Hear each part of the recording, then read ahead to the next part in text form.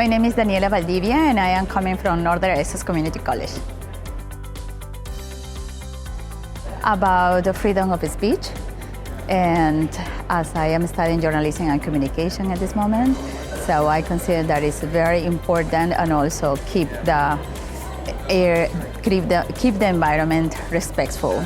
It's very important to have this boundary of respect, but be free to say what you really feel.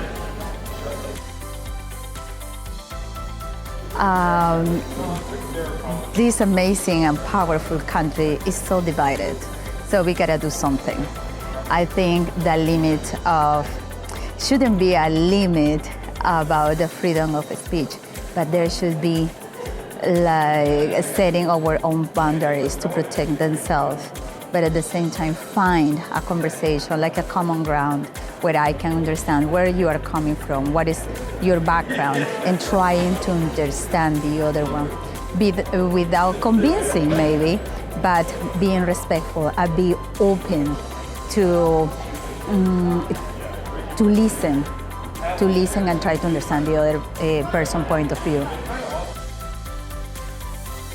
That we are more united, and that we are more respectful, and that we embrace each other's cultures and backgrounds.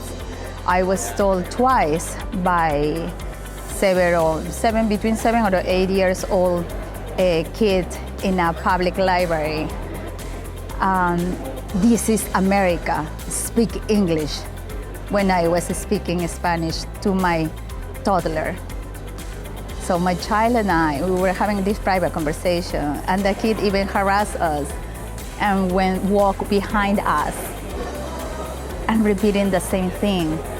At that point, 7 years old or 8 years old, that was a learning process. So this kid is no one to blame of.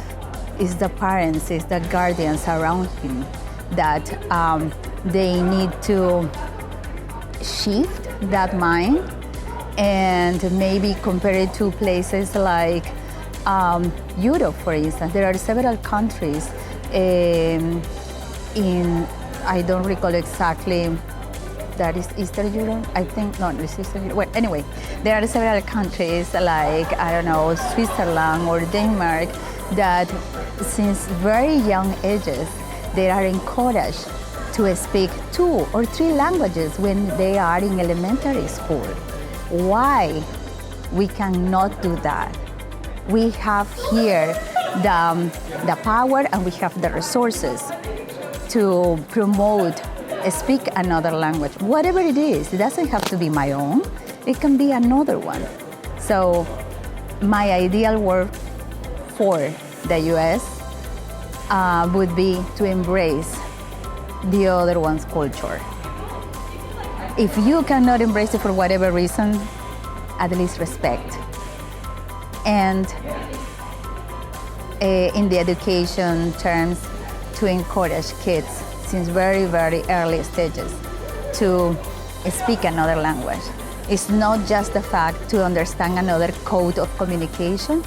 When you learn a language, you can embrace that culture, you can get to know more people, and therefore you can open your mind. You can travel with the other one's story without going anywhere. So that would be ideal. It was so refreshing and inspiring. Refreshing because I am what they call non-traditional student. I started to study in college while being a parent, which was definitely a great decision. But having the chance to talk to my peers that they are probably 20, they can be my kids, and they have these amazing ideas, and they have all the will to do something, not only from themselves, but for their communities. They are looking for changes. And that is, in a way, refreshing and obviously inspiring, but refreshing to me to see that there is hope in the next generation. And it is important that they are, or all are listened and being accounted in our conversation. So I had the chance to talk to my peers and share suggestions, share ideas in what we are going through in our career path, or maybe internships or job placement. So that was really cool. That was really powerful. I'm taking home powerful insights from them.